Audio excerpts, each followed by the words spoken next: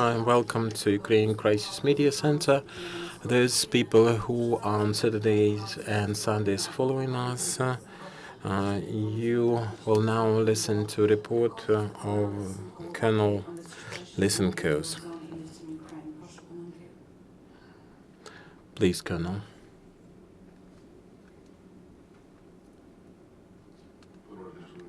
Good afternoon, ladies and gentlemen. Situation in the ATO zone is still difficult.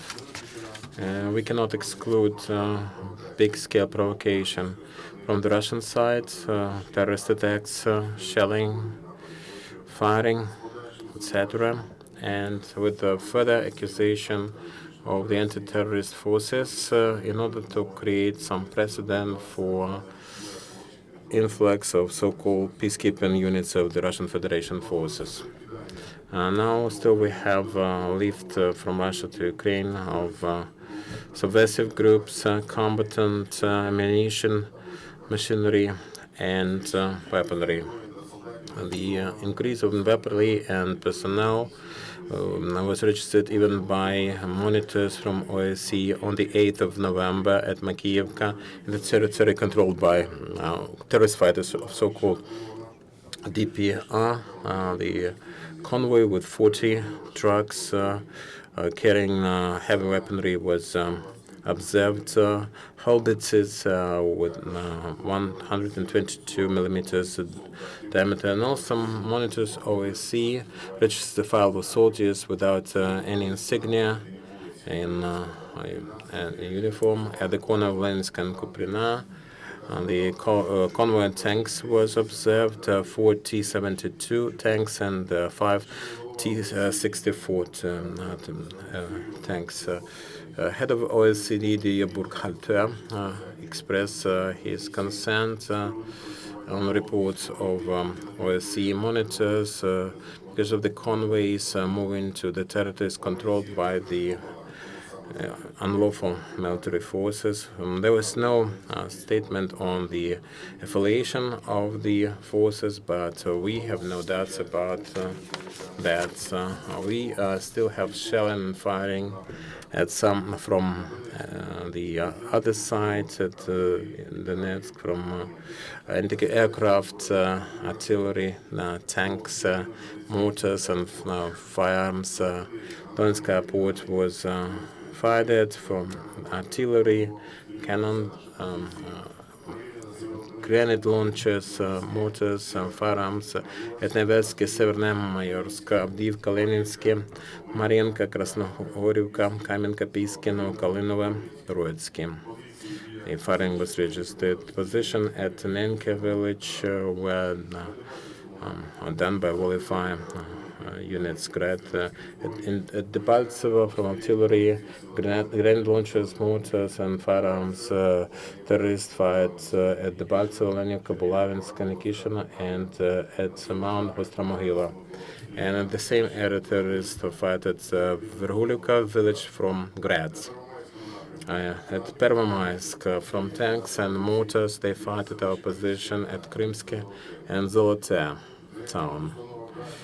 From Grad and firearms, they fired at the reinforced platoon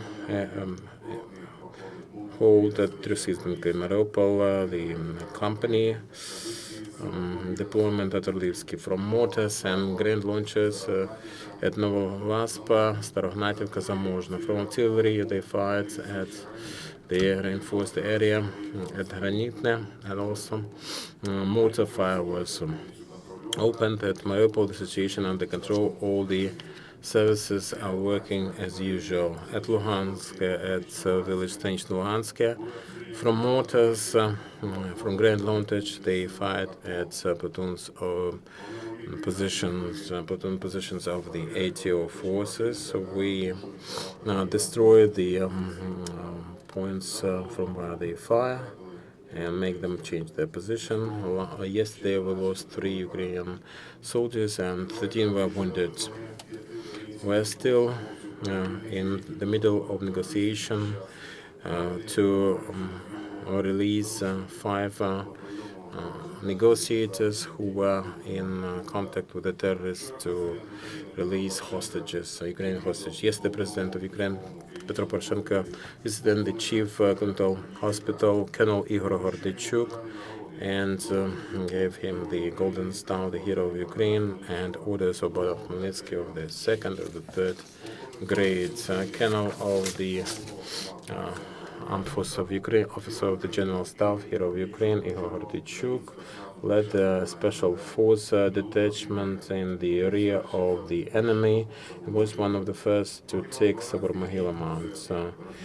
For 12 days in August, his intelligence soldiers, reconnaissance soldiers controlled Sabormahila and repelled several attacks. Colonel had a concussion, but never left the heights.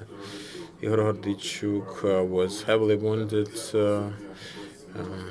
and was the last to leave the place. He was taken to Dnipropetrovsk hospital and suffered several surgeries. On the 21st of October, Colonel Gordichuk was awarded the title Hero of Ukraine with the Order of Golden Star for his valor and heroism, and also fight for state sovereignty and territorial integrity of Ukraine, his faithfulness.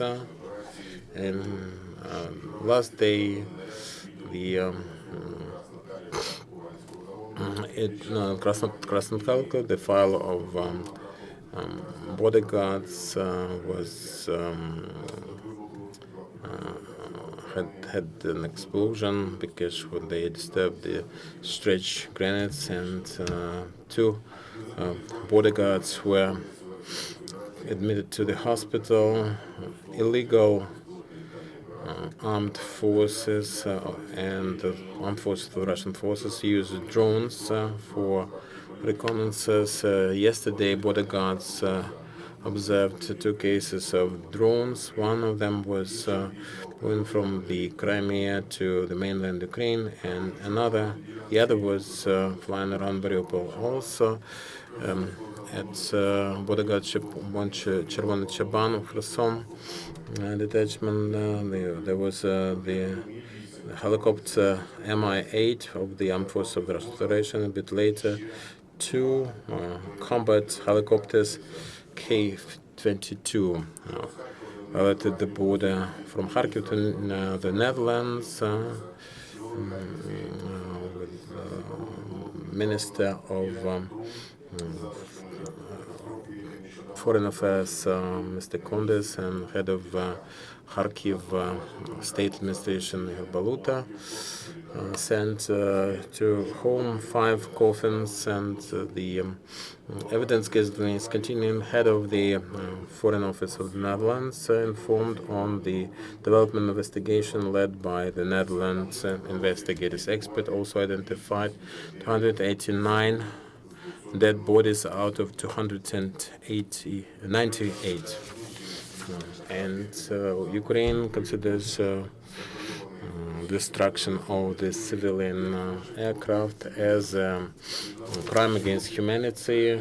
The international investigating group received all necessary data and materials.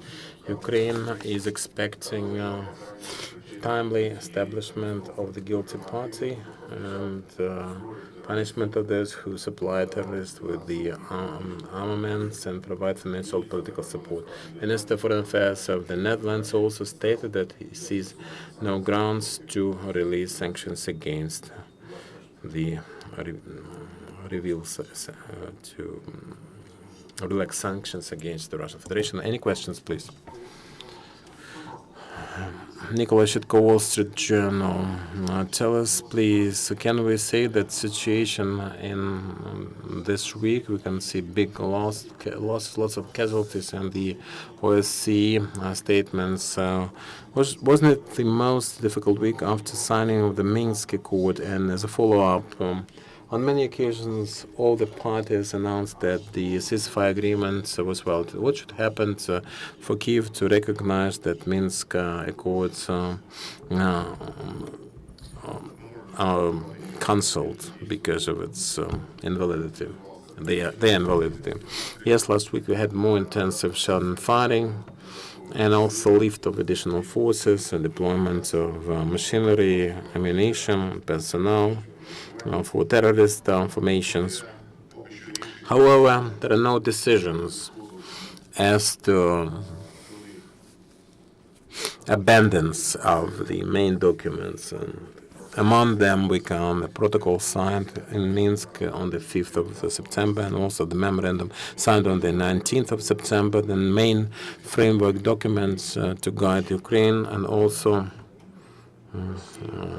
from Russia and the terrorist groups. We expect compliance with them. But we can see clearly escalation in the area. In any case, the Ukrainian armed forces are ready to repel such attacks and provocations. We hold our position. We're holding our positions, and we contain the offensive forces. Donetsk airport was attacked on several occasions in waves, several waves a day. That was the tactics, just to test the strength of the Ukrainian forces to the Russian side. Hundreds of coffins went back home. Our military officers are still holding their positions and doing their duty.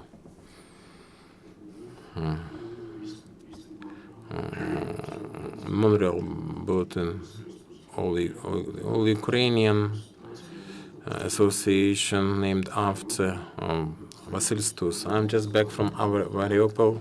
From our side, we cannot even down the drones. Why is it so? I disagree with you. There's no such order. No drones that belong to OSCE. We do not down them because they perform their duty. And how can you tell one from the other? OSCE, they accommodate the route and the time with us, and they have the task and the route, and they have to stick to it, and then they can get the results of monitoring. Talking of drones, today we received this information. The OSCE stopped drone flights because of terrorists. This is another testimony, because the Ukrainian armed forces are not shooting them, and the terrorists cannot be controlled in any way. And as a follow-up, is this still effective, or is it just for a couple of days? Which decision? Are the drones flying around? Today we have no data for today. On the 6th, they suspended their flights. Was it just for the day? I do not know what is the schedule for OSCE drones. Starting from the 6th, they haven't made any flights. I'm not prepared to answer this question. And if they say that they suspend on the 6th, that does not mean that they will do it on the 7th. OSCE, they have their mission with their tasks and functions, and they perform such functions. This is the mission, and they're seconded from Europe to monitor the situation. There's no input. What do you mean? How do you mean? Microphone. There was no input. Terrorists can make use of it. If they know that on the 6th it's stopped, on the 7th they can take off again.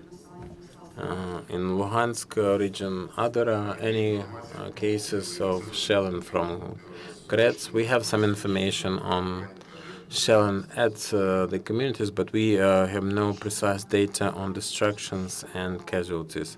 Another question, you said that big-scale provocations might be in preparation and making to make the pretext for invasion of the so-called peacekeeping forces. Who is registering such violations? OSC monitors. They register such cases every day.